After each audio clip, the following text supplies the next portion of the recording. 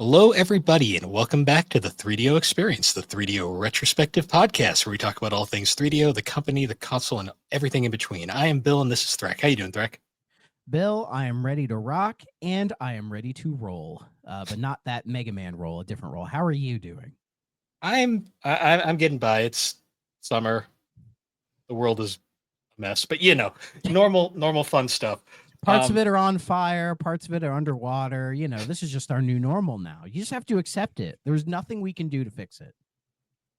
That's why I don't watch the news. Anyways, we have a guest with us for this episode. First time guest on the show. We have Rick from Pixel Project Radio. How you doing, Rick? Hey fellas, I'm doing well. New normal. That's a phrase that I haven't heard since like 2020. I mean, we were out remember for all that.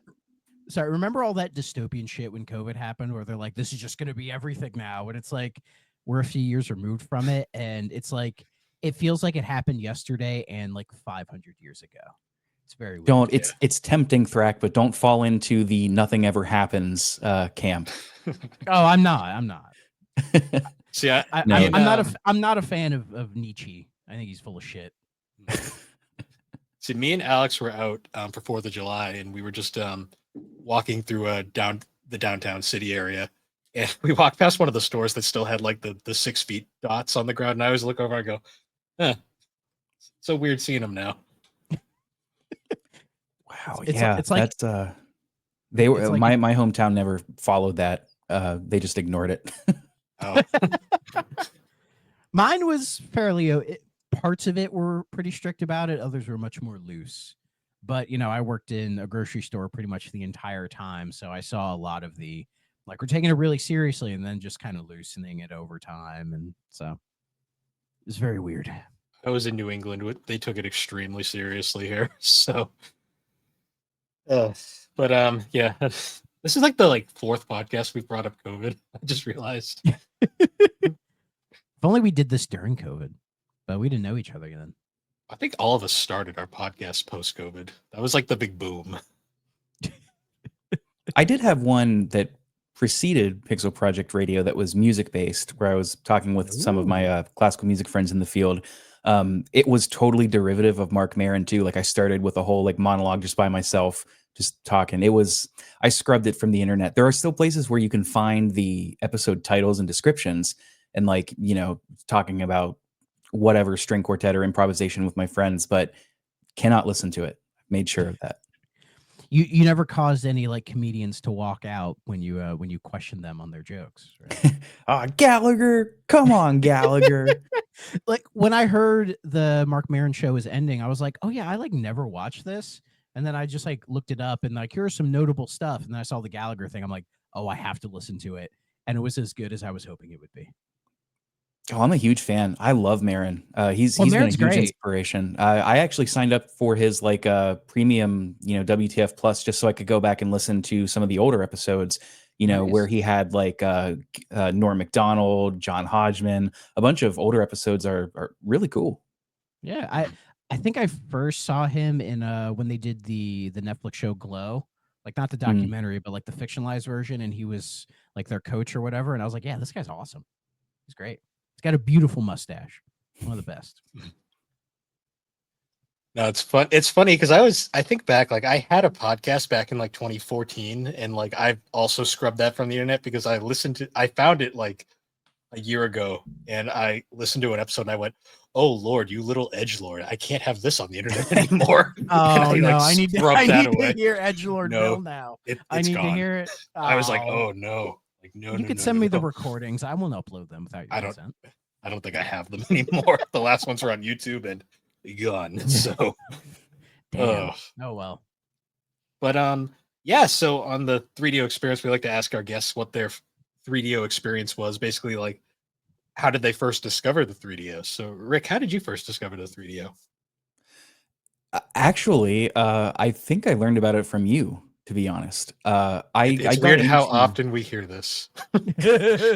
Well, I had gotten into retro collecting in 2022 or 2021. Whenever I found on my birthday, I just went into this retro game store near me, and they happened to have a Saturn in box, and Saturn was my first big system as a kid, so I bought it on the spot before I knew anything about it, and it still works, and I have it and everything.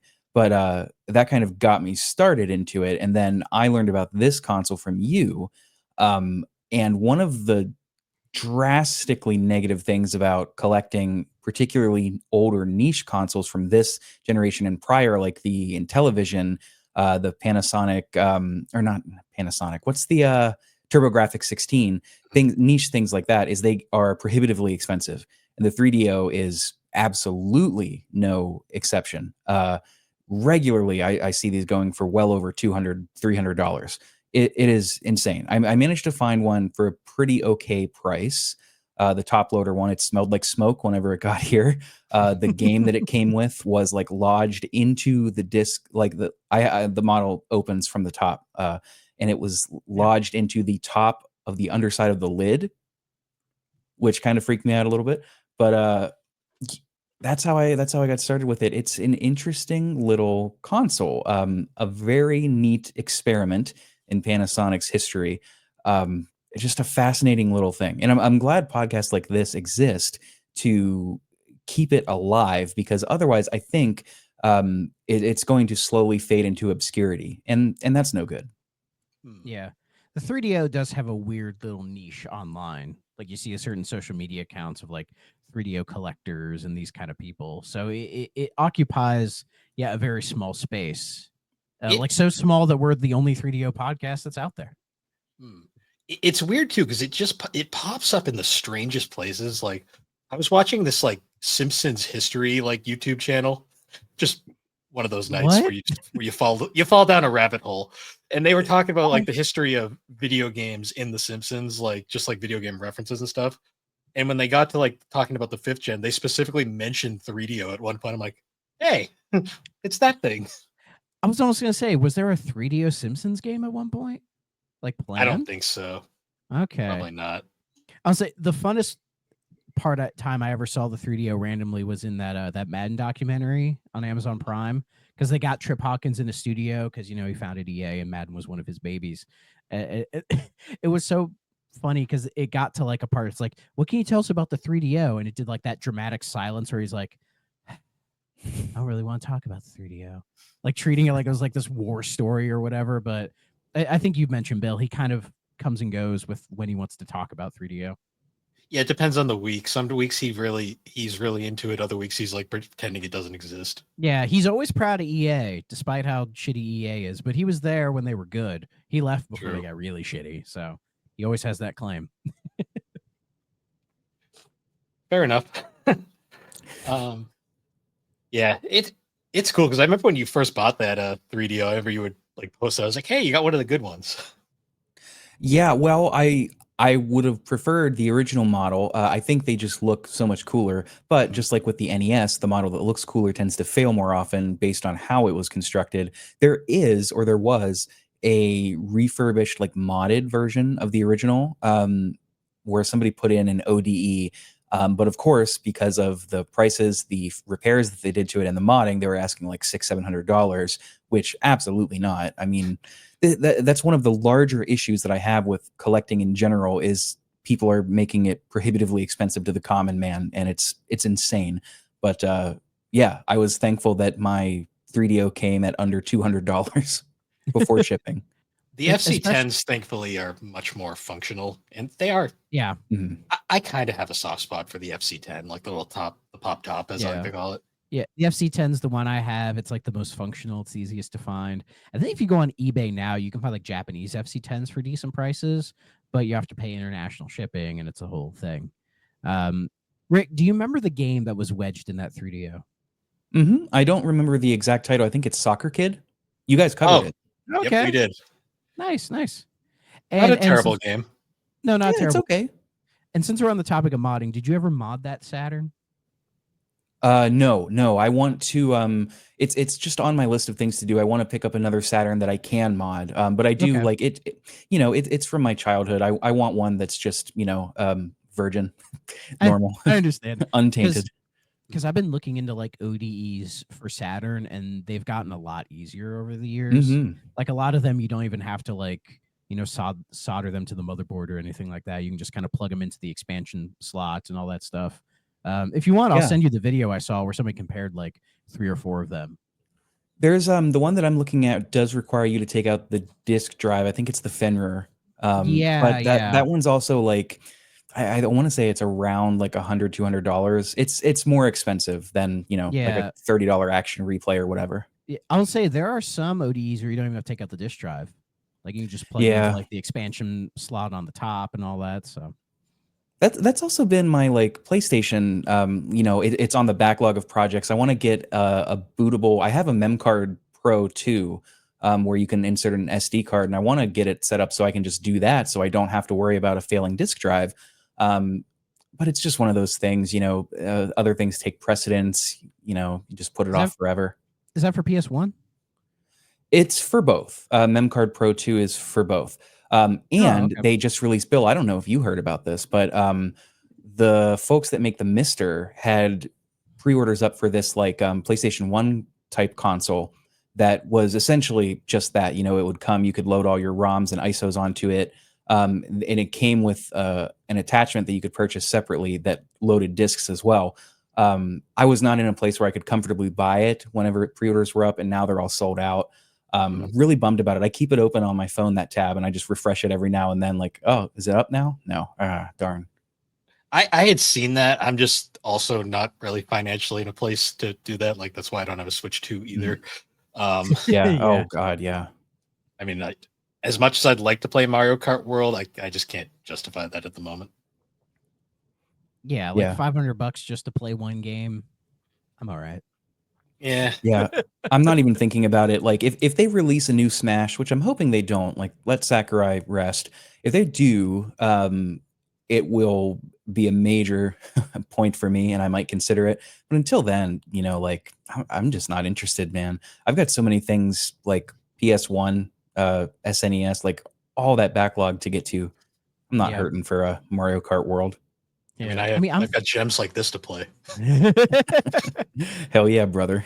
I'll be getting my copy when I get paid. Yeah.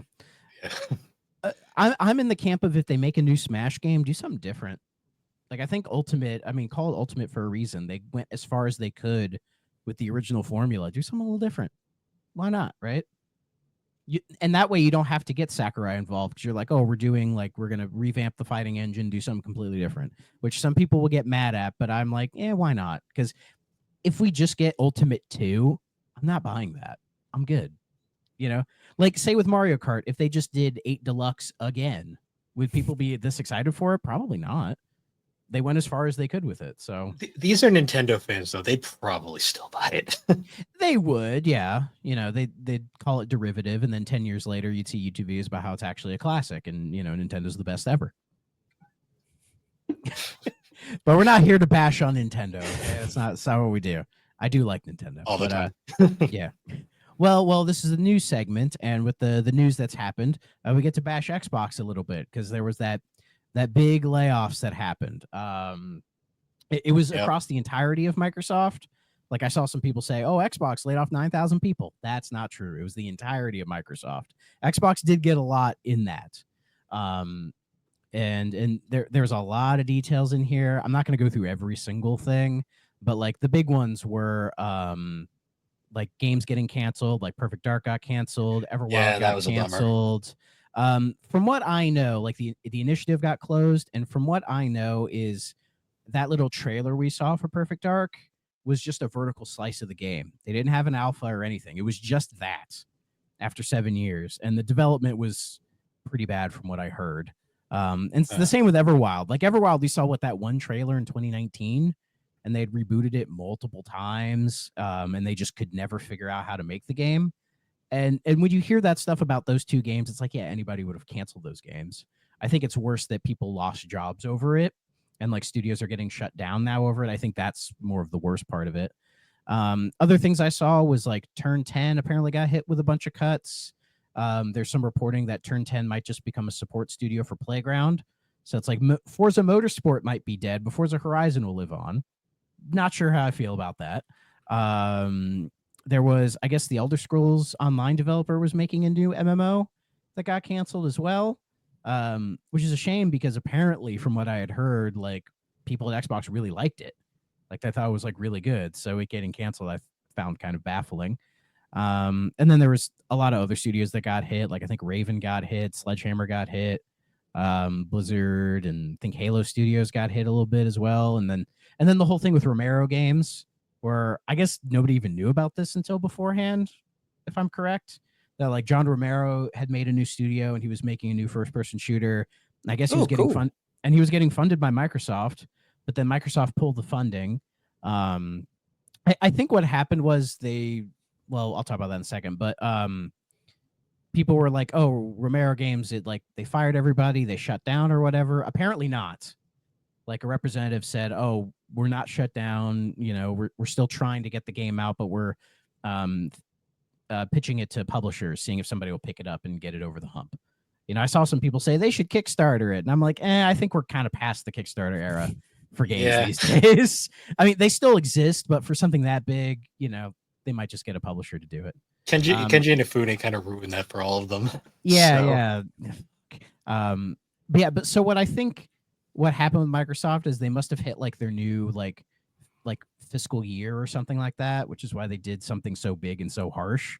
But what I take from all of this is Microsoft's push for AI, because it seems a lot of the layoffs that happened across the board were due to like AI stuff, which I don't like, and I think it's going to backfire on them super fucking heavy. And then with the whole Xbox situation, it just signals to me that like they're rapidly changing, and when it comes to them being a traditional hardware maker or traditional like first party like company or whatever, like that's basically done. Like we've seen it with how they've done with the new ROG Ally, the MetaQuest, their partnership with AMD. Like I don't think they're done doing hardware, but I think hardware is going to be more of like partnerships. They're going to work with other people and just put their brand on it, kind of a thing, and then just do more of like publishing everywhere. Like will this incentive work for them? Who can say? But this is just like the days of Xbox being a dedicated console that's like in direct competition with Sony and Nintendo. Yeah, that's done. But they've kind of said it's been done for years now. Yeah, that writing's been on the wall for a long time. Yeah, they needed to do something different. And with whatever they're trying to do, say like the open store thing with like the hybrid PC thing, like I think if they pull it off, it could work. Who really knows what they're doing? But some people have touted this to like, oh, they did all these cuts because of the Activision acquisition. I don't know how truthful that is, but I feel like if this is a direct result of that, then yeah, buying ABK was a mistake. But if you look at the layoffs, people from those studios got laid off as well. So I don't know, but it's just everything's in shambles. People don't feel good about it. I totally understand. I do. I feel bad for the people who lost their jobs. I think that's the worst of it because the tech industry is so volatile anyways. And right now it feels like it's more volatile than ever. And seeing all of this happen, it's like, how are these people expected to land on their feet? If everybody's laying everybody off, like how are they supposed to find jobs? I mean, some of the game devs could maybe form indie studios, but that's its own hurdle that they have to do as well. So I don't know what's going on, but it feels like it all sucks, right? Yeah. Yeah, I don't have a lot to contribute. I mean, a lot of that I'm learning from you in real time. I haven't been like super tuned in to the goings on. I feel like I say this anytime these layoffs happen, and it gets more true every time. The people with 3-letter acronyms after their names need to keep the money in their pockets, and that's ultimately where this is always coming from. Yeah. I've seen a lot of people blaming Phil Spencer for this, and it's like, I really don't think it's all his fault. Like, he's kind of a weird figure, I know, and I think people want to put some blame on him, but it's like, I feel like the layoffs across the board were not his call. It was the CEO of Microsoft. Was it Satya Nadella? Am I saying his name right? Like, it was his call for all of it because he's the guy who's been pushing AI at Microsoft and all of that. So, I mean, whether or not Phil is complacent in it, I mean, he kind of has to be to a certain degree. He answers to people higher than him. But I think just people just like to hate on Phil because it's easy to. Like, I don't think he's a terrible guy, but I understand why people have mixed feelings about him. But I think that kind of relates to just the mixed messaging Microsoft has in general about things, and he comes off as just having to be the spokesman and just having to deal with it. I'll give Phil credit. At least we know who he is and like what he does. Like I Yeah. have no idea who's the head of PlayStation anymore. Oh, Nintendo, who knows? I'll say they put out like a press article or whatever a while ago about who was running PlayStation now, but yeah, I don't remember their name. And we know who Doug Bowser is, but we rarely see him. I think the last PlayStation guy that I know is Ken Kutaragi, and that's like a decade old at this point. I mean, I know Jim Ryan. I remember Jim Ryan. I like Andrew. Yeah, Jim Ryan. I forgot about him. Yeah. I like Andrew House. At least he was competent. Yeah. I mean, I remember Kaz Hirai, but more for memes than anything. $599 US, $599 US.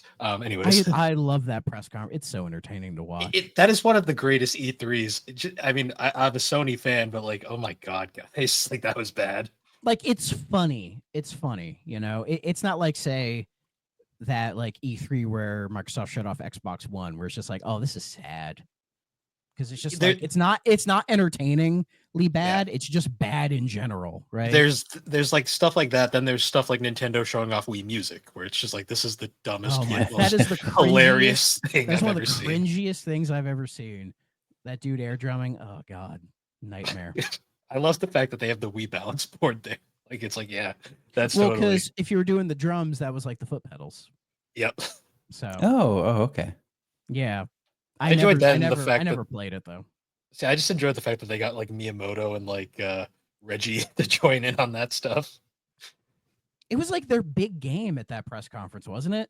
Sure was. Like, we're ending off strong, baby. What year was that? 2008? I think that was Tataka's like big game. And he's never directed a game since. I guess like 2008 Nintendo they didn't have much that year, did they? Thinking about it. They had a big 07, but not really a strong 08. Huh. Yeah. Anyways. Classic blunder. Yeah. Anyways, yeah. The whole Microsoft thing sucks, and I feel bad for everybody who lost their jobs. I think that is the thing that's more concerning than, whatever business strategy thing they have. Like I don't think Xbox is dead. I've seen some people say that. Like, nah, I don't think so. It would just be kind of silly at this point. So I mean, Xbox has never been profitable, like super profitable. I don't see it going anytime soon. Well, I was looking at their like financial reports, and it was like their fourth biggest earner across like everything, the entirety of Microsoft. So it's like, I guess they're making some money out of it if they're still doing it, So I don't know. I've got to admit too, I'm very curious about that handheld, and I know it's basically just an ROG Ally. But still, I think it having more of like a dedicated Xbox integration is what has me curious. Because I'm a daily series guy, so like, if it has more of an integration with my library and like Steam and whatever, if it's a good price point, I'm probably gonna buy one because I would use it. Like the Steam Deck is great, but like Xbox, like if I wanted to do like cloud gaming on there, or use the Xbox app, I'm told it's kind of a hassle to use. So that's kind of why I stay away from it. I really don't want to rebuy games on Steam that I already own. So, but anyways, there was another big thing with Xbox, and that is Helldivers 2. Oh yeah. It's coming to Xbox. It's coming out August 26th, which is the same day that Gears Remaster is coming to PlayStation as well. I don't know if it was like a deal or just a coincidence. I don't know. But yeah, that's cool to see that it's coming. It's a game that I think it makes perfect sense for Sony to bring over, because if you look at it on the store, it says PlayStation Publishing. Like Sony, they didn't farm it out to somebody else to do. Like they're doing it. But it's a live service game. It makes sense that they would want to do it. And I'm probably gonna buy it when it comes out. Everyone's told me how good of a game it is and how it'd be fun to play. It has cross-platform stuff, so I'll probably play it with. I think it was Chris Novel Console. He really wanted me to play it, so I'll probably force him to play it. It's so good. Yeah, I thought it was a completely different game. I'll be honest. I thought it was already cross-platform. It is with PC. Oh, okay. It's on PlayStation and PC, yeah, but it's getting this Oh Xbox yeah, because port. that was the whole like the controversy where they made everyone log into PSN and everyone got mad Yeah. and they bullied Sony until they got rid of it. That happens a everything lot Sony. with that That might happens a be lot with any Sony ports. Like it happens with Stellar Blade. I'm playing that on PC now, and first thing it says is you've got to log in. Hmm. People don't like that.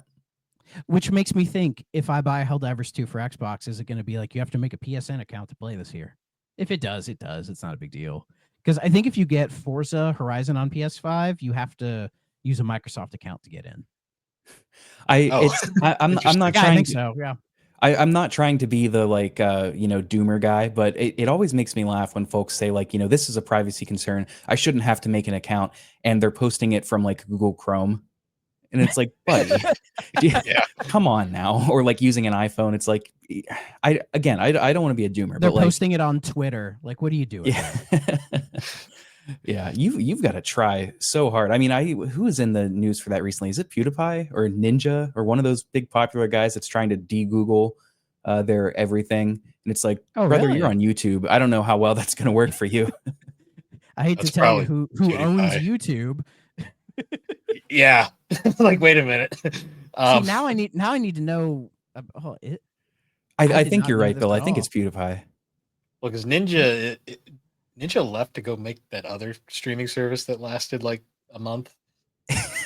Yeah. Yeah, it is PewDiePie. Yeah, he's trying. He's de-googling. I think it's because like, isn't it PewDiePie? He's like married. He has a kid. He lives in Japan now.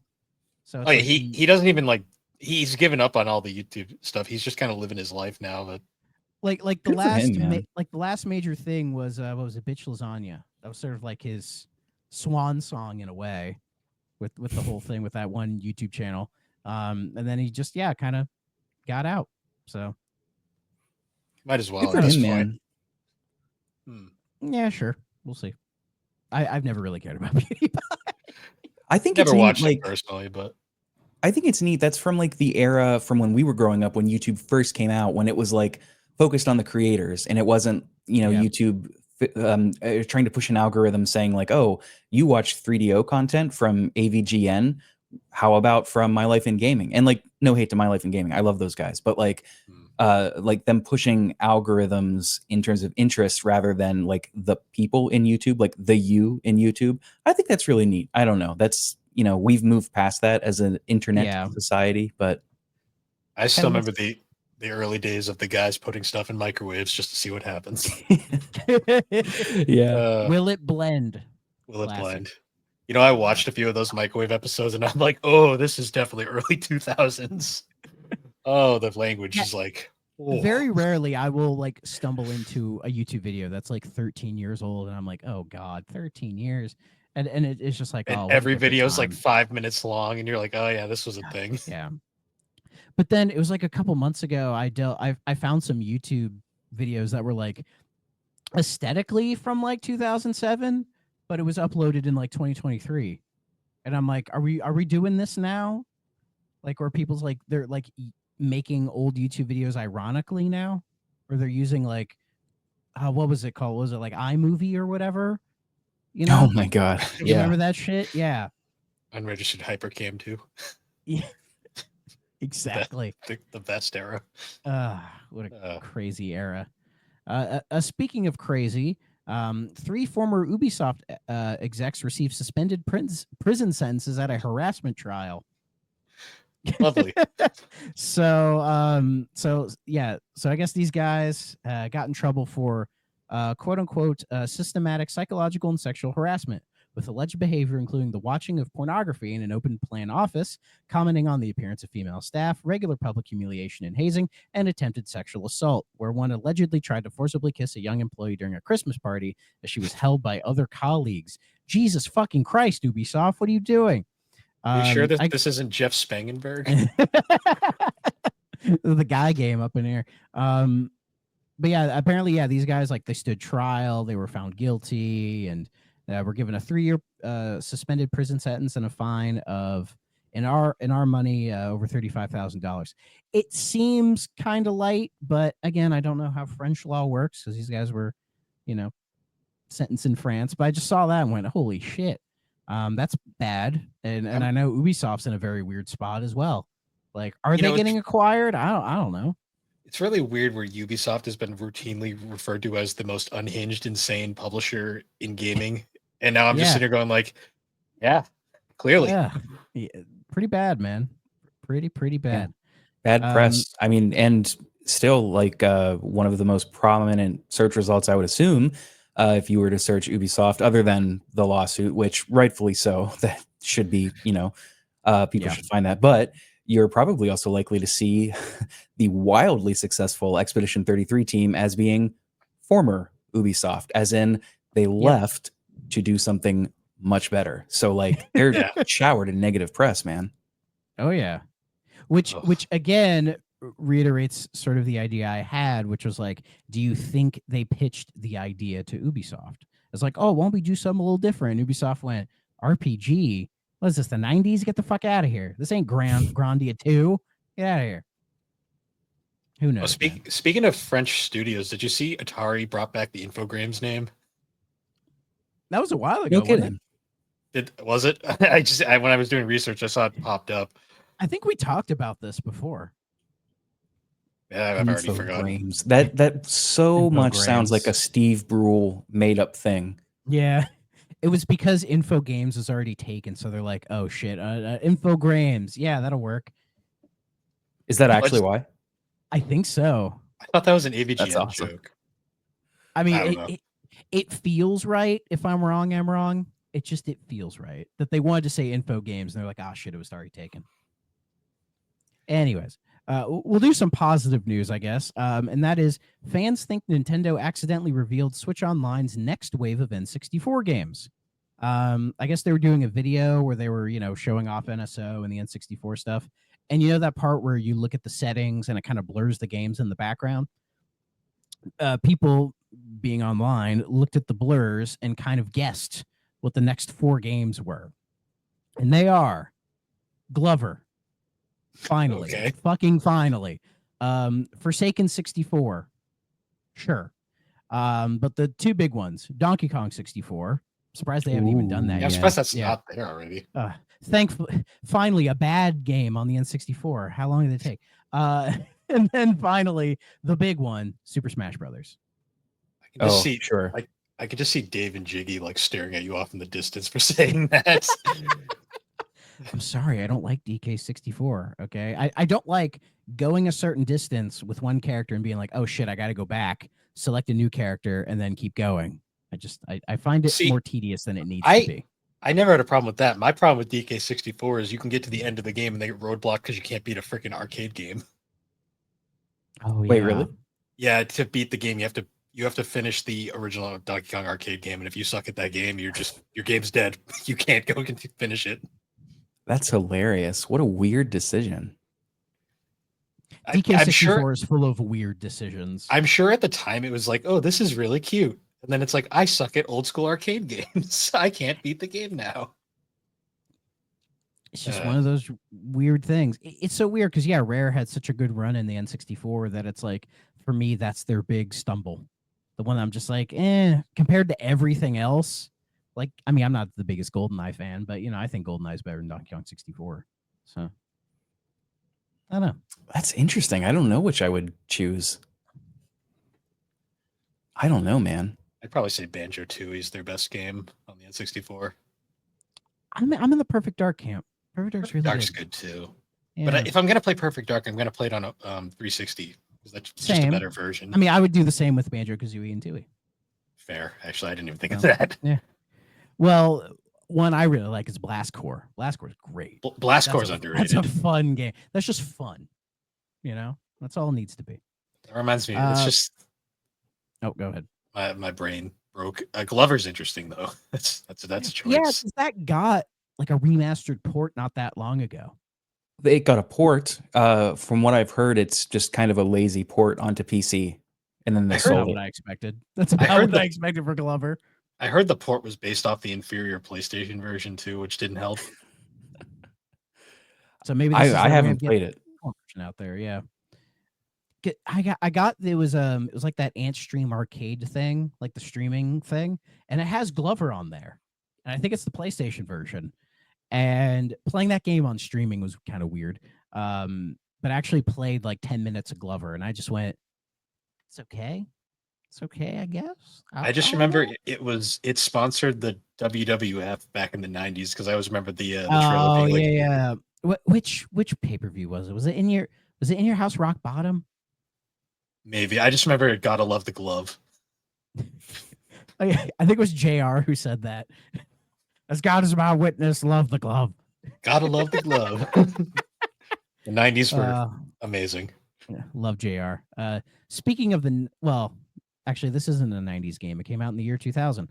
But Square recently put out a special movie celebrating the 25th anniversary of one of their most beloved games of all time. Can you take a wild guess what it is? Final Fantasy 9.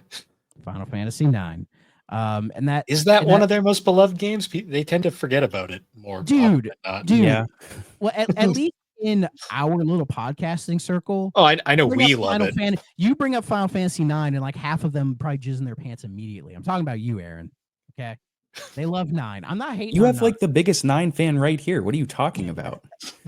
I mean, I mean, I didn't want to accuse when you're here. That's unfair. Aaron's not here. I can say whatever I want. That's true. we can talk crap about our boss when he's not Yeah. here. Yes, But yeah, like I mean, I played a bit of 9. It's perfectly fine. But that kind Nine's of amazing. that kind of steamrolls into the whole like the remake. People have been like, it's like that kind.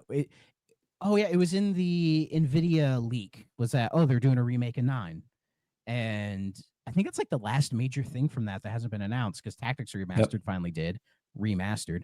But the 9 remake seems to be more of a persisting thing. And I'm starting to hear like it could be in trouble. I don't know. It could be in development. I don't know. No, nobody's really sure about it, but It's still I mean, technically not even announced. So yeah, I know. But it's like Final Fantasy 9. I think when you finish the FF7 remake thing, if you want to do a proper remake of an old game and not do that, I think 9 was like the easiest one to like give it that modern I got it. look. They give us a screenshot of Zidane just running around in cities aimlessly, and then be like, "Remakes coming." and running around aimlessly for 20 hours is part 1. So wait 3 years for part 2. I'm sorry. Every time I think of like remakes now, I think of the Persona 4 Rewind remake like announcement, and I think of the Alex sent me a reel of that where it's just it shows the trailer and then it cuts to Patchy the pirate going, "That's it? It's just a bunch of walk cycles." I mean, that was the internet's collective reaction to that. Was that's it? That's all they're going to show us? I'm not wowed about the idea of a remake. I mean, some of the stuff they put out is kind of cool. Like we're getting an official prequel book, a storybook with Vivi. Yes. Which is pretty cool. I think it's titled something like Vivi and his grandpa's day on their day of departure, something like that. It looks pretty cool. Like I've seen some of the pictures inside. Canonically, we get how he got the name Vivi, which is pretty neat. I'm all for 9 getting more attention because I feel like I just feel like 9's criminally underrated. Not underrated, just overlooked is a better word, probably. Oh, so Naoki Yoshida, am I saying that name right? Somebody asked him about a Final Fantasy 9 remake, and he said, when you think about it, it's a game with huge volume. And when you think about all that volume, I wonder if it's possible to remake that as a single title. It's a difficult one. It's a tough question. And I'm reading that going, do not do to 9 what you did to 7. Because I feel like, have they realized the 7 remake trilogy kind of backfired on them? That people didn't really want it in this style? That's like I think about that a lot too. Like there's a when 9 had its 20th anniversary, I think they released a bunch of YouTube stuff, like with interviews with the dev team, with the designers, character designers, set designers, and you could tell how passionate a lot of them were about this project and about working with each other. And one, that translates into the game, I think. And two, I just don't trust Modern Square to do that justice. And for what it's worth, Bill, like I think about this too. I wouldn't trust them to do that with 8 either. No. I mean, well, I haven't played the 7 remake stuff. I've heard that it gets absurd and there are time ghosts and time travel. Just imagine what they would do to 8. Like the thing would go off They'd the somehow rails. make the story make sense, and I'd just be like, "This is wrong." like they go around, they make it so absurd it comes back around. It's like, oh, it actually kind of works out. Yeah. But 8, I think if they made that an action RPG, it wouldn't be as egregious as 9. Because in the back of Mostly my head, because of I'm the like, art direction, right? yeah, but I'm like, would they make 9 not turn based? And I feel like that would piss a lot of people Well, off. this is the same company that has the current head of the Final Fantasy division saying turn-based games are dead when we have like 1,000 turn-based games that are critically acclaimed at the moment and selling very Yeah. well. So, I mean, yeah, I mean, Square's also putting out turn-based games, so it's not like they stopped doing it, you know. yeah, like But Bravely Default, I think also just came out again, and that's still well received. So yeah, so I don't know. We'll see if they do a 9 remake. I think they would be smart to just take the game as it is and just make it prettier. That's all you got to do, and I think people would be happy with that. If you play it on PC, there is a free mod called the Meguri mod that does exactly that, among other things. Well, there you go. I think that's the best way to play. No, I think it is the best way to play because I would say on a CRT. However, playing that game on original hardware in today is kind of terrible. yeah, Yeah. it's the Load only times reason just ain't so good. it's the only reason I prefer 8 remastered, just because they fit load times are thankfully better. Yeah, And they Yeah, those games remastered. are They put work in that remaster for sure. they look amazing on the PS1, and Yeah. because of that, they don't run so well on the PS1. uh-huh. Yeah. Yeah, that's why 7 is the best running of the 3, because 7 kind of looks like poop. But You know what? If Square wanted to do something really cool and wanted to really get the hardcore JRPG fans up in arms, they should redo something with Parasite Eve. How about that? I'd be yeah, fine with that. they'd have to get the license back, though. That's going to be the hardest part. Oh, you're right. I forgot about that. Yeah, third birthday. Completely forgot. I think everyone forgot about third birthday, to be honest. Yeah. I just want them to put out Dragon Quest 4, 5, and 6 on modern platforms. God damn it. Like I just want they can- 4. they- I'd be they- happy they with can- 4. they can be the DS ports, they can HD 2D them. I don't care. Just give me 4 through 6. 1 through 3 is great, but I like 4 through 6 more. So just give me those, please. That's all I want. And I'm a happy guy. Anyway, our last thing, I saw this and was just like, what the hell's going on? So Capcom has canceled a planned lecture about the development of Monster Hunter Wilds. This comes days after the company had to issue a statement due to several direct threats made to Capcom staff over the game's performance. So apparently the talk was called Monster Hunter Wilds Runs Smoothly. Everything you need to know about optimization. It's kind of funny it was called that because I Wow. remember when the game came out, it didn't run very well at all for anybody. Didn't No, matter if it sir. was PC or console. I guess it runs fine now. I don't know. I'm not a Monster Hunter guy, so I What can't an say. obnoxiously arrogant title to make about that game. Yeah. However, following the talk's announcement and performance issues with Wild, introduced as part of the recently released free title update, the publisher received such severe social media backlash that it has canceled the lecture. Like, it's one thing to like joke about it, but from what Capcom was saying, they got like slander, like all like threats and all this like horrible shit. I'm not surprised. It's the internet. Like you don't have to take it that far. You can just joke about it and kind of move on. You know, they even said they might threaten legal action on certain people. And I'm like, did it get that bad? I don't know. But it's like Capcom, they've never dealt with this before, have they? Well, Like this I mean, kind of shit.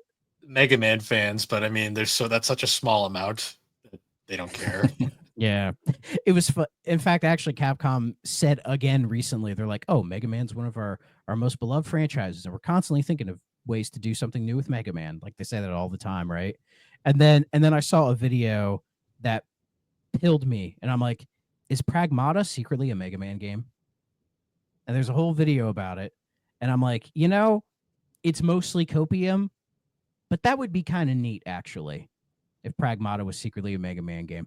Now, look. it's weird that the shade of blue that she has as her coat is a very Mega Man looking blue, right? And then she like shoots almost like an arm cannon. She reminds me of Roll a little bit. I know I'm stretching, but I'm like, that would kind of be dope if Pragmata was secretly a Mega Man game. I don't know what Pragmata is. I'm sorry, I can't contribute. That's okay. fair. That's okay. But yeah, that's all the news I have. So The only other thing I have is we got more Nintendo music. oh, what do we get? Hold on. So this is a running joke on our show now. Is we've been joking about the Nintendo Music app since it came out, and anytime they add something, they drip feed us something new, we have to talk about it. So Can Thrak find it without thinking he was there the whole time? yeah, it's Hold technically on. something that was already released, and they just released a different version of it. Oh, you're fucking really? That's so stupid. Yeah, Oh, God damn it. Again, I say this every week. Whenever I look at it, I'm like, what's new? Every single. Oh, it's not Luigi's Mansion, is it? no, but you're in the right console area, There's or Wind Waker and handheld area, I should say. no handheld. What? Oh, the 3DS version of Luigi's Mansion? No. 3DS, yes, not through Luigi's Mansion. Ocarina of Time? Yeah, apparently that wasn't already on there. Jesus Christ, man. This Nintendo Music app is like one of the most fascinating things ever because it's just like this is not how you. And do we're like this. secretly documenting it the whole time. Like, this is so weird, man. Yeah. But yeah, if you want to listen to Ocarina of Time 3D music, it's now there. Is it I different? forgot that thing existed. Yeah. The only reason we remember is because we catalog it every week. It sounds the same to me, so I have no idea. That's all you're getting, DRM people or Yeah, DMCA. That's all you're getting. DRM's different. The Nintendo snipers will get us if we're not careful. So Oh yeah. That would be so funny if we got DMCA for from 2 Nintendo. It's seconds like, of this is a Ocarina of 3D Time. podcast. We probably get attention for it. Or not. Not the good attention, probably. Fair enough. Fair enough. Anyway, it's all the news. So, on to our game for this episode. It didn't take us that long.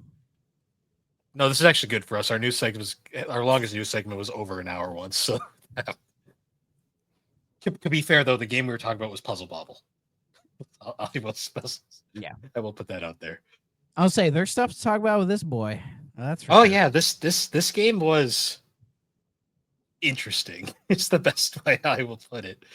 So for this episode, we are talking about Virtuoso, a third-person shooter released in 1994, originally for DOS, and then later ported to 3DO in 95. Created by Motive Time, a company that I have never heard of. I looked into their game library. This was one of their final games, it looks like. And a lot they of their were also a branch of Elite Systems. they did a lot of work British for video game company. Yeah, they did a lot of work for Elite Systems, and Elite Systems is a company I know because they made like the first like Ford racing game and Test Drive Off Road. A couple other racers. That's why, of course, that's why you would know them, Bill. I mean, you know. And the game was originally published by Nova Spring, but what I thought was very interesting is the 3DO version is published by Data East. That's a company that I haven't thought of in a long time. I mean, Data East is always on my brain for two reasons. It's in the same game. I grew up with the Genesis version of Side Pocket. Fair. And I've always loved that game. And the intro where the guy says, presented by Data East, has lived rent-free in my brain forever. I don't know why, but I think about that all the time. I'm weird. I'm sorry. I also have to say the 3DO like long box cover art for this game is both the greatest and worst thing I've ever seen in my life. It should be hanging in the Louvre. Let's be fucking real here. It is an incredible cover that looks like a bad Photoshop job, but like so bad that it becomes kind of amazing. You know, like you have this blonde looking dude shooting at something with a double-barreled shotgun, with the sunglasses and the getup, but then there's people behind him, and it's like, dude, look out, they're right behind you. And just like the giant Data East corner logo in the corner, despite that they really didn't have anything to do with this game, Nope. other than they're like, oh, we're trying to expand our business. Nobody wants Rygar anymore. Give him Virtuoso. Rygar's always been good. This both of those covers are really something else. I was going to pick up this game like CIB for real. Wildly, wickedly expensive. Hmm. Did you end up buying that? Because I know you were talking about it. I did. I ended up buying it with a fake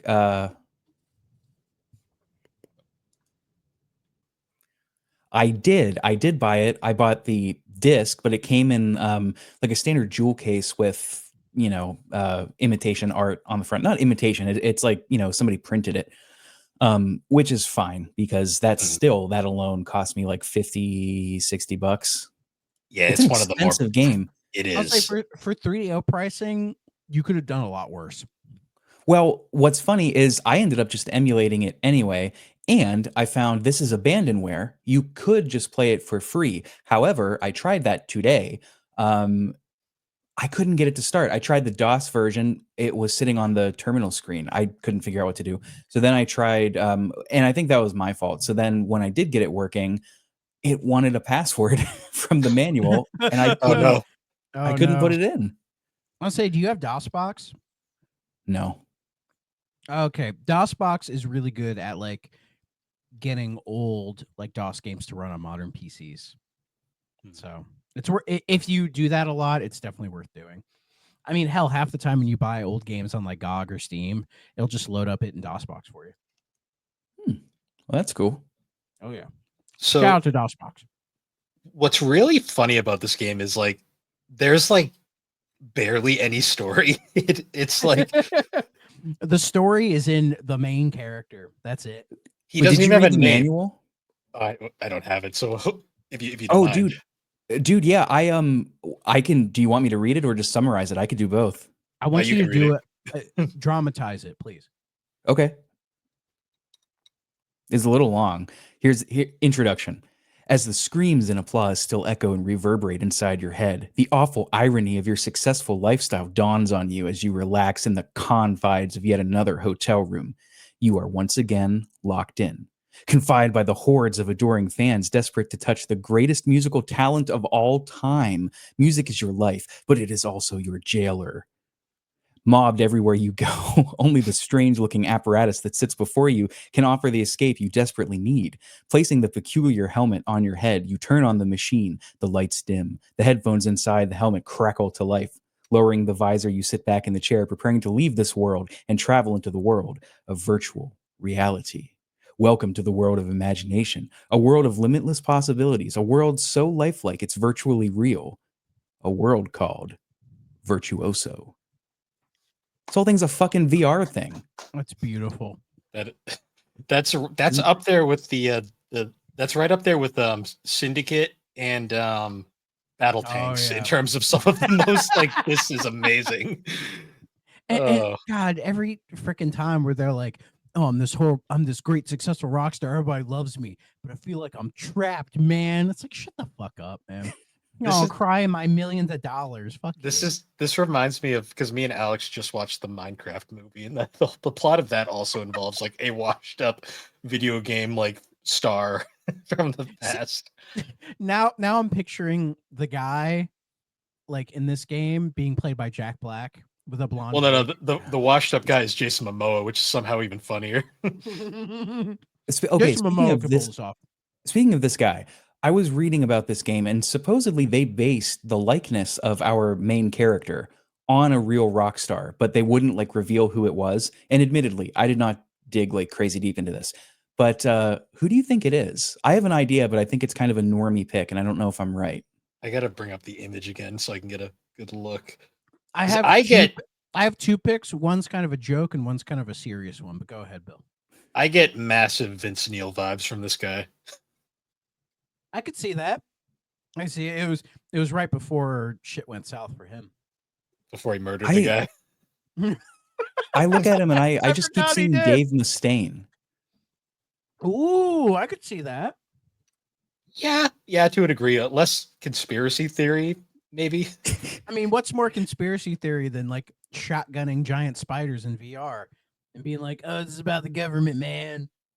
Well, there's not enough like complaining about Metallica here for it to be Dave Mustaine. True. One of the bosses True. isn't Lars Ulrich. Yeah, actually, no. Lars is like the one guy he likes in that band. He's talked shit about Lars though. Well, yeah, fair. But I He mean, always talks shit. He always talks shit about Kirk, and it's just like Kirk's a nice guy. Leave him alone. But now, my two picks. The joke pick is Garth. He looks like Garth from Wayne's World. oh, Oh, sure. Okay. But my serious pick, putting like 5 seconds of thought into it, he looks a little like Jerry Cantrell from Alice in Chains. Oh, sure. oh yeah, maybe Sebastian Bach too. I could see that A little because Sebastian there was Bachish. there was like an article in Edge magazine about this game, and I guess it talked about it was like going to be like a 3D action game or something. Like they had different ideas for it, and all they had said for the character was, "Oh yeah, we wanted to base him on somebody like current. He's like really big in this time," and that was 1994. So I'm trying to think like who was really big in 1994 that looked like that. I mean, You know, hell, even like Kurt Cobain to a degree. no, I don't see Kurt in that. This guy's I way mean- too lively. I to mean, be and plus, Was that and this guy's wielding 2 shotguns. I feel like that's not really true. Oh, I didn't was even that think of Meatloaf that had the long hair and trench coat, or am I thinking of someone else? Was that a leather jacket on Meatloaf? Maybe. I think he had a leather jacket. I think it was a leather jacket. Yeah. I get. And he I had, get. well, he had his comeback with Bat Out of Hell 2 in like, what was that, 91, I think. Hmm. So Now looking at it, I kind of go with my first pick. I still think I get Vince Neil out of this guy. I could see Vince Neil. Even though like 94, that's when they put out the self-titled, right? With Yeah, the without the singer. one without Vince Neil, the one with John Corabi. Yeah. It's actually not a bad record for what it is. No, it's the last good Motley Crue record, I guess. If you count Um, Saints or not. Oh yeah, the Saints of Los Angeles. Yeah, I mean that's a good song, I guess. It's a good song, I'll give it that. But What is this, a music podcast? Let's go back to this again. well, I do want to talk about music a little bit because the soundtrack of this game is Oh my god. something. Did you catch the name of the fictional band? Ty died suicide. What a name. Oh my What god. Incredible. Ty, I- notably Ty spelled like Ty, Thai. I looked on Yeah. Spotify to see if it was there. It wasn't, and I'm very upset about that. That's a band that like when you go to see like Fish or fucking like Blues Traveler, one of those jam bands from the 90s, that's one of like the lower tier ones. You know, like they're supporting what's the one I'm thinking of? The Spin Doctors. They're supporting the Spin Doctors. Oh man, I fucking See, I love s- Blues Traveler. I still thought the Blues Traveler. I still thought the pantheon of like amazing like 3DO bands we discovered was still like Swerve Driver, but that's a real Swerve band. Driver is great. Yeah. That's a real band. This is This- something. It sounds like it sounds like the best band that you knew in high school that just got together at their friend's house and played, and they never really did anything more than that, but they sure did play a lot of Metallica and Alice in Chains covers.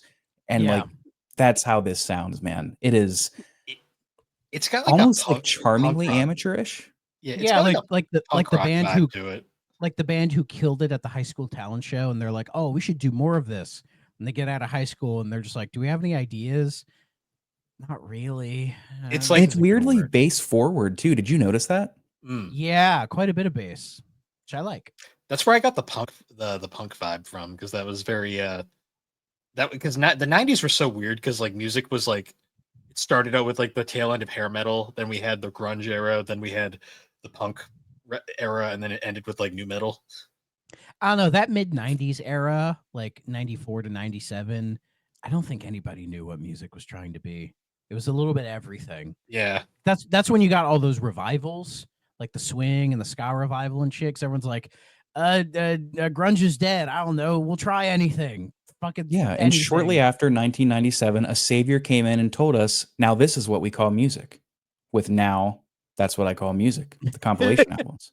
For a second, I thought you were going to say a savior came in with a red baseball cap turned back, and I was like, "We're just going to start rolling." I was gonna say 5 British ladies came in and saved music. They were the Spice Girls, but because that was really the template for like all that boy band poppy stuff at the end of the decade. But That just perfectly encapsulates the fact that the '90s were insane when it came to music. oh yeah, that's a fascinating era of music, though. Oh, I love it, but it's Like it's we'll everywhere. never get it that interesting ever again. Like it kind of spills into the 2000s because the 2000s is a little bit like they don't really know what's working either. But by the 2010s, like the 2010s is interesting because it's when the mainstream and the underground basically became the same.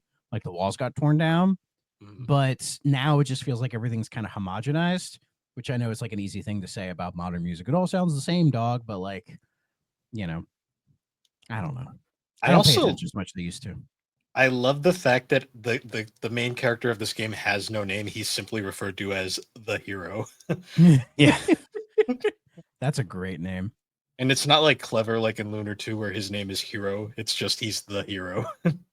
Oh, speaking of music, which by the way, I don't know, I hear this more of like grunge rock than I do punk rock.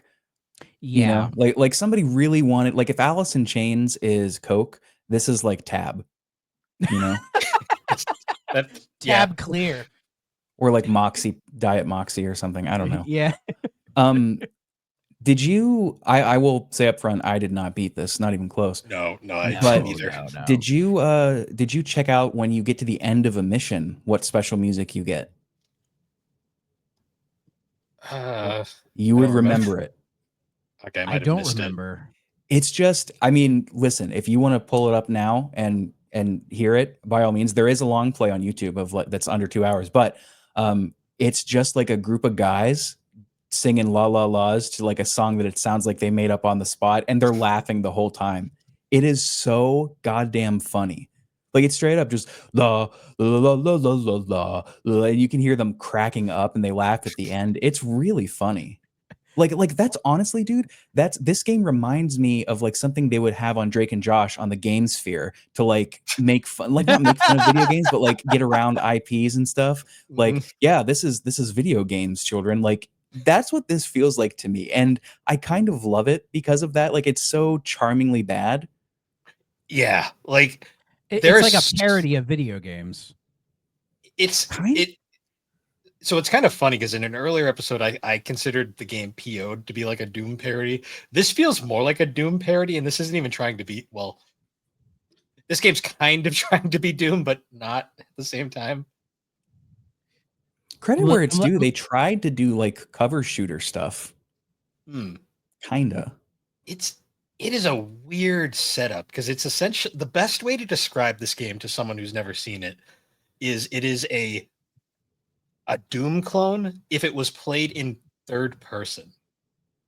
Like and you it don't is get any other weapons. You just get the 2 shotguns, but they're so powerful. Why would you bother using anything else? you know what it reminds me of? It's like when you're playing like a Bethesda like game and like you can switch to third person, but it still plays like a first person game. Yeah. Yeah, it has that Um, feeling.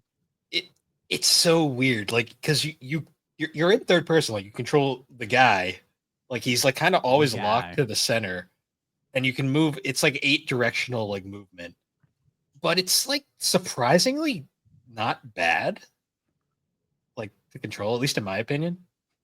Yeah, it controlled decently well for what it was like trying to be. Yeah, like it has like the weird cover bits where you can kind of get up to the wall and then like you Oh, see his yeah. like crazy face as he's like shuffling with the shotguns like this. Very yeah, it's very weird. But yeah, like thinking about it, I feel like yeah, this is closer to a Doom parody than PO'd was because I mean it kind of makes sense. Like it has the guy, like Doom guy, right? It has like that crazy rock music. It's just a guy running forward with guns, just blasting everything that he can. But I like, love that he's dual wielding shotguns that fire like pistols. That is yeah, so I funny. know. But like the parody thing is they zoom it out to be like, yeah, this look in third person, this looks really fucking silly. Because in first person, you just be like, yeah, it's fine. you wouldn't think anything of it. This is But what I when- imagine a Doom would look like if you could see Doom Guy the entire time. Yeah, And yeah. it's so much funnier too, because like when you say third person, that might conjure up something. This is third person, but like a fixed camera, so you're always in the center of, like, the center is the virtuoso zone. It's like the same camera as the special stages in Sonic, where you're collecting the spheres. How, like, no matter where you turn or what you do, Sonic is smack in the center. That's what this is, and it makes the whole thing feel kind of disorienting. Well, A at the little, very yeah. least, the blue sphere in Sonic 3, they put the camera in a good spot to where it's like you could see Sonic, but it doesn't interfere with anything else. Whereas in Virtuoso, he's smack dab right here, Yeah, and half the like- time you're like, "What the fuck is in front of me?" And you're just like, "I guess." Thank God they have that little map for like enemies, because half the time I would just run into shit and just die. I So- spent many a level just wandering around. Like, where do I Yeah, go? I got to I did the Mars missions first. I don't know why I just did. Like That map is first- terrible. the first two were fine. The third map, right? Like I cleared everything out. I was looking at the map and I'm like, where do I go? Because like there are like these glass walls that I'm like, oh, can I like shoot these, break them open? No. Are there any secret passages I can find? No. Are there like hidden caves? No. I circled around that thing for like 30 minutes because I was like, where the fuck do I go? And that's when I stopped playing. So I was like, I guess I'm stuck. I guess that's Virtuoso, baby. But like, if I did the other levels, it's all kind of the same thing. You know, I you're did just this- kind of you're rocking out to Screwdriver or whatever, and you're just like blasting things with like fully automatic shotguns, and you're just like, this is really stupid. But as Rick said, it's charming. It honestly is charming. It has a weird aura to it. It's one of the many 3DO games where I take one look at it and go, "This is the '90s, just encapsulated in a Yeah. game."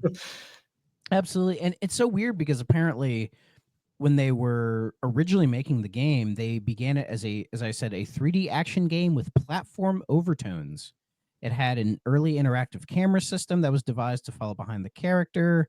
Like apparently they wanted to do something a lot more with it. Like, doing something like pre Mario 64, like 3D action gamey with platforming, I guess. Like at least that's what they're kind of implying.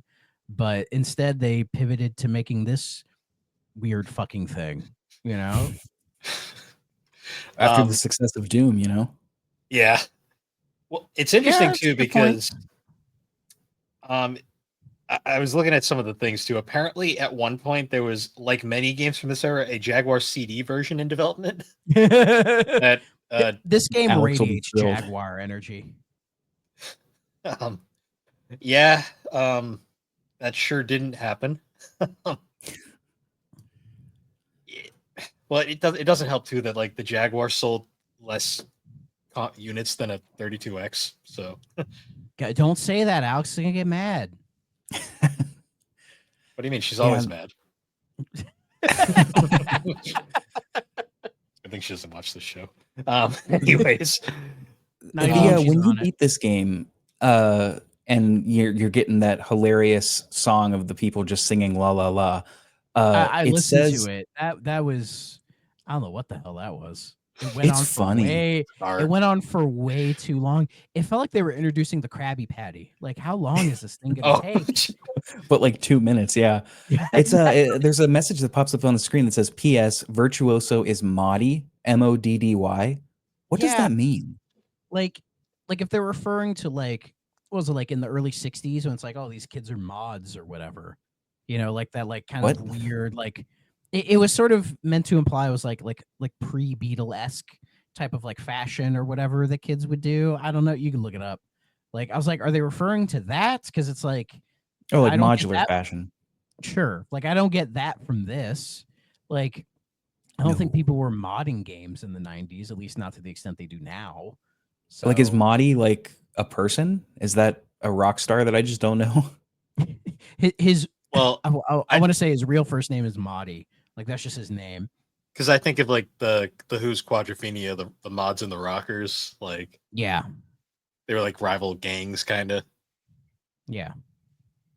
I tried to look up the meaning and I got the Google AI meaning, which I don't Oh, I'm not. good. Yeah, no. I don't know. What did they say about Mahdi? They keep trying to change it to Moody the entire time. Mahdi is not a. It's like Mahdi is not a standard English word, but you might have meant Moody. I'm just like, okay, thanks. See, I typed into Google what does Mahdi mean, and the first thing I get is like Bangla for Madhya, translated to English for the middle. I'm like, I didn't even say that at all. I don't know how we got here. I have no Yeah. idea. I have no idea. Anyways, Let's see what Urban Dictionary has to say. They've never steered me wrong ever. yeah, they said I'm a great guy.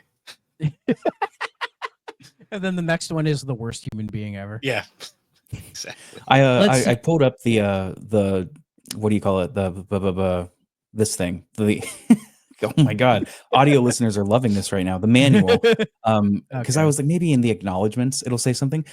Hilariously, at the very end of the acknowledgments, it lists the band names, and it ends with tie-dyed suicide are as yet unsigned, and I can't tell if that's like hopeful or very sad.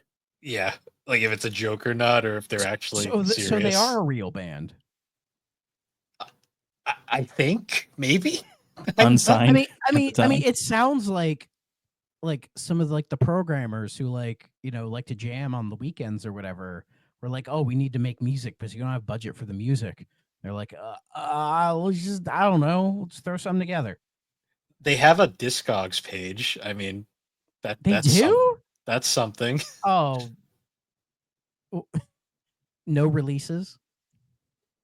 The only release is Virtuoso. Yeah. If Discogs doesn't have you, you're fucked. Yeah, that's a thing. Can you find their music anyway? Oh, YouTube, yeah. I mean, in the game. Yeah. Was it, and correct me if I'm wrong, but was it just the same couple tracks across like all the levels or missions too? Apparently, I think so. There's It only started to sound the same. So apparently, there's only 4 songs. Do you want to hear the wonderful names of the 4 songs? I would love to. Please do. So there is Bundle of Nerves, Happy New Liver, yeah, Bitch, and Tick Marks. I mean, I'm getting some others where it's just Virtuoso, Past Caring, and then La La La. Well, I know what La La La is. Yeah. That's great. They just named a song "Bitch." Yeah, incredible. That's amazing. Anyways, God, this game is a trip, and it is for sure. What I love about this game too is because we always like to talk about the reception. A lot of times these 3DO games don't have a ton of reception. Virtuoso has a lot, and it's actually really interesting. So just looking at the Wikipedia page, like Virtuoso received largely negative reviews. I'm like, okay. So we kind of go down the list. Computer and Video Games gave it 70%. I guess they liked it. EGM gave it a 4 out of 10. They did not like it. Apparently there was a review site called Hyper. They gave it a 15 out of 100. Wow. Joystick gave it 120 out of 200. These ratings are great. I hate when people do that shit. Next Generation gave it 2 out of 5 stars. PC Zone gave it 25 out of 100. Now this one's funny. 3DO Magazine gave it 1 out of 5 stars. Man, when 3DO gives you a 1, you're fucked. You know what's really funny? The first game we covered, Crash and Burn, I made the joke about, of course, 3DO Magazine gave it a 5 out of 5 stars, thinking that would be a recurring gag. And no, 3DO Magazine is actually kind of brutal to a lot of the games that we've covered. If you're a fan of the YouTubes, this Virtuoso was featured in AVGN in a 2021 episode on the 3DO. Did not get its own full episode, but he talked about it for like 3 minutes. Yeah, he talked about a few games on there. I don't agree with all of his choices, but it was a fairly fun episode. One of the more fun ones he's done recently. For sure. Electronic Entertainment, 3 out of 5 stars. A Spanish site, I think, Generation 4 gave it 20%. Maniac gave it 35%. PC Generation Joke 4 is French. French. Okay. Yeah, I often Uh, mix them up myself. I failed Spanish and French, so that's I my never took excuse. them. I was forced to. PC Joker gave it 68%. PC Player gave it 52. Palette gave it a 68. Playtime gave it 15%. Power Play 35. Ultimate Future Games 55. And Video Games gave it 38. I'll be So honest, I didn't expect it to be so universally disliked. Yeah, other than computer and video games, most of these reviews are pretty bad. Yeah, and even beyond that, like EGM, they placed it number 5 in their like 20 worst games of all time. Which The Sydney I'm like, Morning Herald okay. ranked it 25 amongst its 100 worst games ever. Hyper listed it as the 4th worst game ever among 25 titles. PC Gamer called it the 11th worst PC game of all time, and listed both the UK and North American covers among the worst box art. And it's like Bullshit. Well, like okay. Bullshit. like that's the thing. When That's fine art. yeah, as I said, masterpiece. Like when I went into this game, like the fact everyone was talking shit about it, I was like, oh, this is gonna be terrible. And then I played, I'd say maybe an hour or so of it, and I was like, it's really not that bad. It's Like, am I crazy here? I think for the time I get it nowadays, looking back at it, it's really not that bad. I mean, I have literally one of the worst games ever made right here in my hand. I mean, there were worse. I mean, we've played worse games on this show than Virtuoso. Yeah, honestly, like I would play this over that Sailor Moon fighting game. I mean, that's fair because that fighting Yeah. game is Yeah. pretty nothing. Exactly. This is something. Would you play it over? What's our trademark worst game we've played so far? Is it still Way of the Warrior? Or did we have a worse game? Oh, I play this over Way of the Warrior. Okay. Didn't we have one that was worse? We need to know, like, well, when we get to episode 100, we need to figure out which game is like the litmus test. Like, if you're better than this game, you're good. If you're worse than this game, you're bad. Like, we need, like, what's the 3DO game that's like right in the middle? Just like looking at our recent games. I mean, Captain J was pretty bad. I'd play this over Captain J. Easy. I'd play It's a Bird's Life over this. Would I play Bird's Life over this? I don't know. Oh, would you Cyberdillo? That's I think the worst game we've played so far. Oh, yeah, this is miles ahead of Cyberdillo. Like miles ahead. Yeah, like, this is this is basically Quake 2 comparing it to Cyberdillo. Hell, I'd probably play. I'm debating would I play the porn games over this. Would you play Mind Teaser again? Hearing people put this as like the 4th worst of all time or the 11th, that feels insane to me. That's so dramatic. It's kind of just a nothing game. Like it's pretty generic, you know? I mean, look, I don't mean to quote myself here, which is a form of plagiarism. But I mean, it really just feels like a Drake, like a Nickelodeon game sphere, like, you know, a Nintendo game that you see on the TV. It just doesn't, you know, it's not offensively bad. Like, even looking at games from 1994, 1995, like, this isn't like the worst from that era. Like, I've played worse games on the fucking Sega Genesis than this.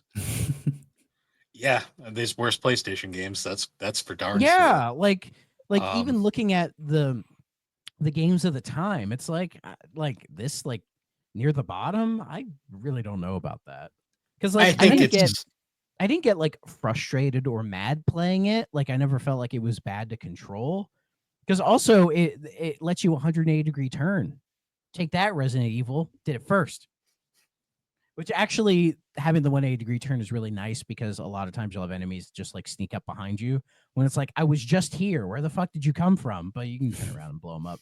Like it helps that like you have unlimited bullets, so you can just kind of blast everything like Danny DeVito, and everything goes down fairly quickly. Like there's not really that many bullet sponges. Even the bigger bosses don't take that much. So it's like not frustrating to play. You know, it's just like, oh, you crouch down, shoot a bunch of people, bam, bam, bam, and you just keep going.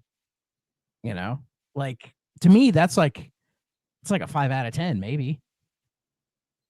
This game reminds me of like one of those like games within a game that you'd find in like a like some other game where it's like you just go to the arcade cabinet and you kind of like Yeah. mess Yeah. around with this for like 20 minutes. This game is on the same level of like Chex Quest, like a game you find in a fucking cereal box. I'd You play it for probably- 20. You play I'd it for probably 20 play minutes. Chex Quest over this. Yeah, but it's like you play it for 20 minutes, go, yeah, it was fine, and then you just move on with your life. I It think was that's a great way to describe it. Yeah. I'd say that my description of this game is unoffensive. It exists. It's and it feels like it's trying to be. I don't know, maybe not offensive, but it's like it's trying to like be outlandish and like in your face, dude. And you're just like, the crowd goes mild. I don't know what to tell you. It's like if somebody nowadays tried to make some like really offensive game on Steam, and everyone just went, "No, you didn't do anything to me, brother." you know what actually looking at the cover, you know what it kind of reminds me of in a weird way? I get like Hulk Hogan vibes from that guy. Yeah. Now, I can see it. that's offensive. Well, yeah, for I mean, different reasons. well, I was Hey, you thinking of wanna- it. Oh, go on, Rick. I'm sorry, Bill. I didn't mean to interrupt you. No worries. You know what's crazy too is I'm looking at the manual now, and I'm looking at the title. When you start this up, the title is rendered in a completely different art style. Like what is the 3DO version of word art? It kind of feels like that. You know what I mean? Trip Hawkins. Yeah, yeah. Sure. Trip Like what's art. I don't know. I don't know why, but for some reason, like thinking about this game, I just got reminded of Suburban Commando for some reason. You know, yeah, a little bit. Just expecting like I played this over watching Suburban Commando again. I'm just expecting Christopher Lloyd to pop up and be like, "I was frozen today." Oh, poor Christopher Lloyd. But so every episode we always like to ask, is this game a must play? Okay, stay away. I don't want to I don't want to say stay away because it's not the worst thing ever. It's definitely not a must play. Though, if you were doing like a sizzle reel of 3DO games, I would put this game in there. Yeah, honestly, like I'd put this alongside like Gex and like Icebreaker. Yeah, this isn't like the B-roll. You know, when you're like, oh, here are like the games that are notable for this console. You'd put this one in there. If for no other reason, it does that thing that the 3DO love to do and use like what do you call it? That when they put like scan real people in, you know? Yeah, Digitizing. Yep. Oh, sure. Yeah, apparently it uses the same tech that a Twisted does. I for the can see that digitizing. honestly. I mean, it's kind of clean. You know, I mean, it's not Mortal Kombat, but you know, it does the job. Yeah, I mean, it looks better than Way of the Warrior, kind of. Oh yeah. But yeah, it's not on the same level of Mortal Kombat, but also they did like painting and all this other stuff to make them blend in more. Yeah, this whole thing. They were smart about it. Yeah, I can see the Twisted vibes because Twisted had mostly other than the CGI Pez dispenser, it was mostly characters, and they were Oh, all pretty God. good. Yeah. Is this better or worse than Twisted? I'd play Twisted over this. Okay. Twisted is a fun party game if you have like a good group of people to play. Yeah. One day when we meet up, we'll play it. And I One guess day too, we'll thinking about like get the way this looks, I can't recall any level that I would remember. Like it's all just hallways that kind of look the same. Yeah. It's Well, I mean, you're Mars, on you're Mars. outside, or Yeah. not outside, but you know, outside. You're mostly only in ones- caves shooting spiders that somehow live on Mars. Yeah, I remember like the weird hell. The spiders looking from level. Mars. I just got Ah, it. Clever, you bitch. Anyway, that's a song. it's a band. Yes. I remember the snow level. That was the only other one I can remember. There was the haunted house level, which I'm like, it's no Escape from I've- Monster Manor. Not even No, close. that's still like I think the best first person shooter on this console. Original. Original one, anyways. Yeah. But the anyways, 3DO let's didn't talk- use the light gun, did it? Or didn't have It like did. a light gun? It Oh, it has a did. light gun. Yeah. It has That's one dope. of it has the greatest light gun game of all time, The Last Bounty Hunter. Is that the one that's always mean where he's like, "Oh, you missed it. Try her again." And he Yep. throws it up. Yeah. Yep. It has like our favorite lines where there's like a scene where like they're going through this they're shooting down this camp and the chef runs up and just goes, I didn't think the possum was that bad, and then runs off. Or you blow up an outhouse, and then the guy falls out and goes, "That was a big one." or, or the Asian lady who says, "You shot an innocent. Bad ruck." Yeah, American laser games are amazing. Or like the guy in Mad Dog 2 who fall after you blow up the building, he falls out of the room with a cigarette and just goes, "Got a light," and then falls down. Mad Dog Those 2. I think that's what I was thinking of actually. they're all made by the same company. The American Laser Okay. they were like they were different from Digital Pictures because Digital Pictures like I think was trying to be serious. American Laser, they knew what they were making was cheesy as fuck, so they just kind of went with it. And it aged a lot better in the long run. Yeah, so good. But yeah, must play. Okay, stay away, Bill. Go. I'm gonna say okay, but only if like you're absolutely curious. I don't think this is an absolute necessity to play on the system. But if you were interested in something goofy and very 3D coded, I'd say it's okay. Give it a shot. Rick. I'm also giving okay. Like if for no other reason than it's just it's kind of funny. Like the music, the way it looks, it just looks so Kmart of it all. Definitely Kmart is an okay. amazing description.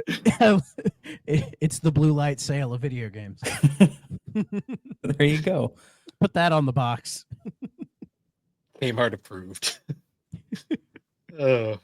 See, like I want to say like must play ironically, because I don't know. You play this game for like 30 minutes and you're like, okay, I've seen it. And you're like, yeah, it's fine. You know, fuck it. You know what? Is Sure. that, you know what? I'm gonna go must play.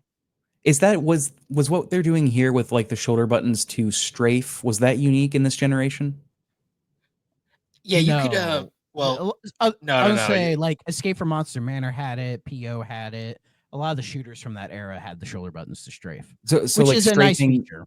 strafing and also turning. That's nothing new for this generation.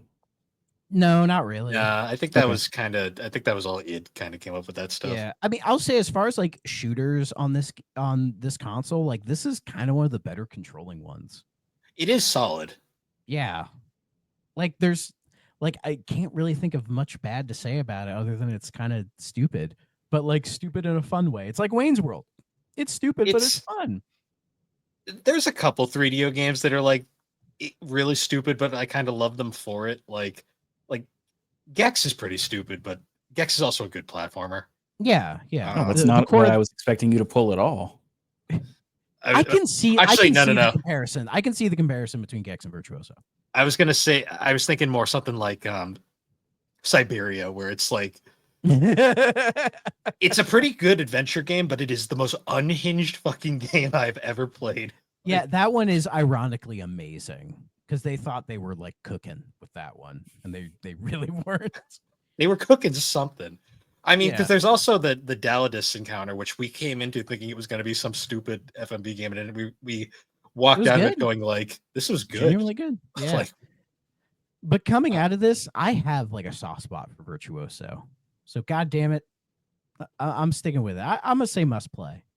I'm gonna be Damn. different. okay, all right. But So must play. I'll amend it. Must play for like 30 minutes. Put 30 minutes into it. I'm, I'm gonna add that to the tip of the card. Yes, please do. That's why I said that. Oh, that's funny. I'm just writing it so I don't forget.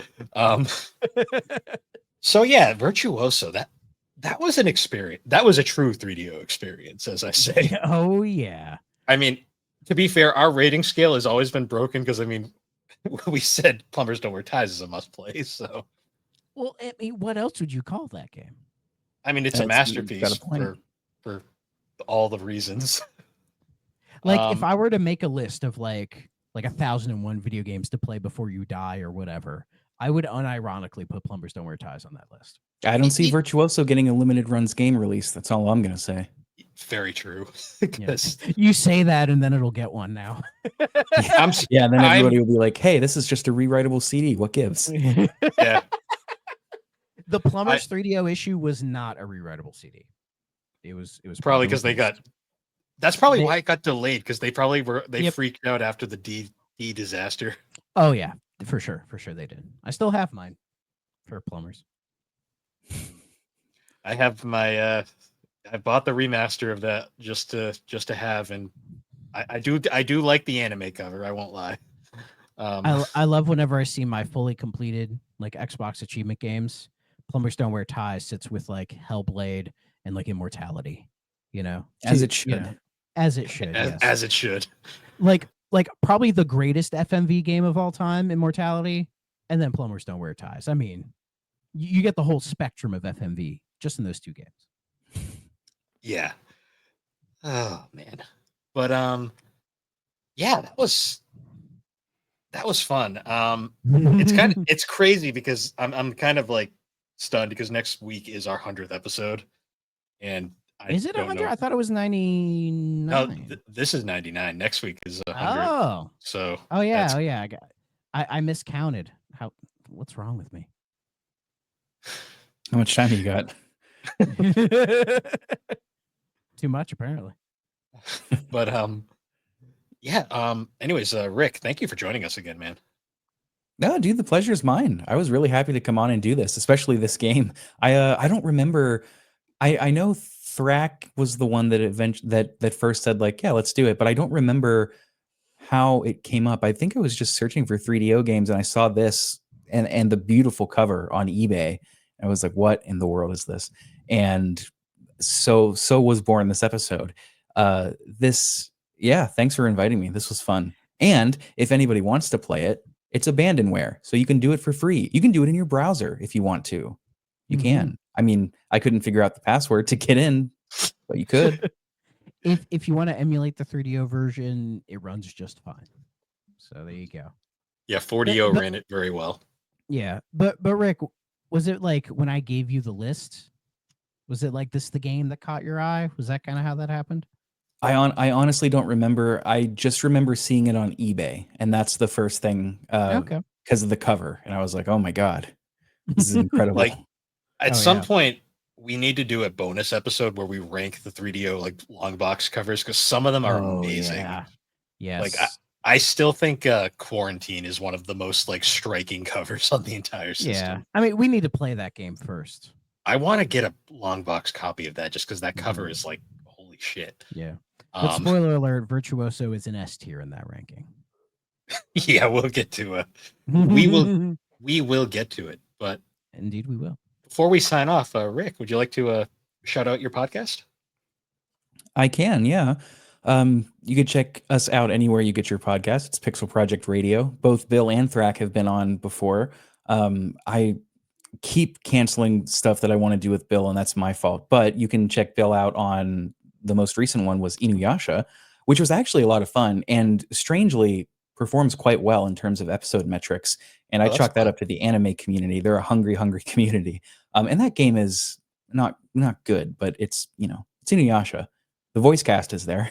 Thrak was on Lost Odyssey and is on Claire Obscure, but that's not out yet. So you can see that, and it's a lot of fun. And we have plenty of other stuff too. So you can check that out if you're so inclined.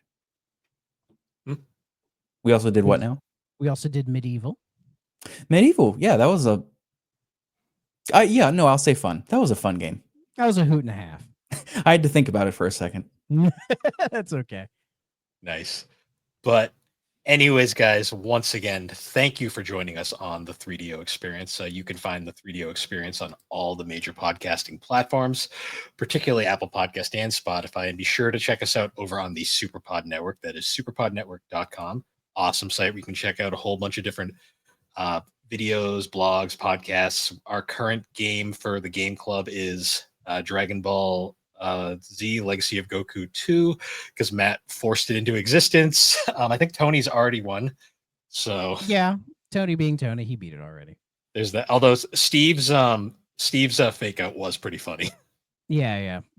You somehow pulled Tony out of Death Stranding too. Yeah, to play Dragon Ball. Yeah. But be sure to check out all the awesome podcasters over there on that site.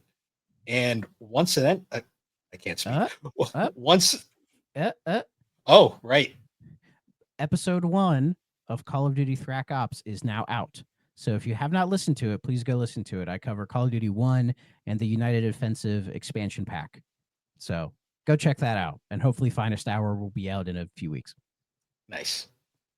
And with that, everybody, once again, thank you for joining us, and we will see you all later. Bye-bye.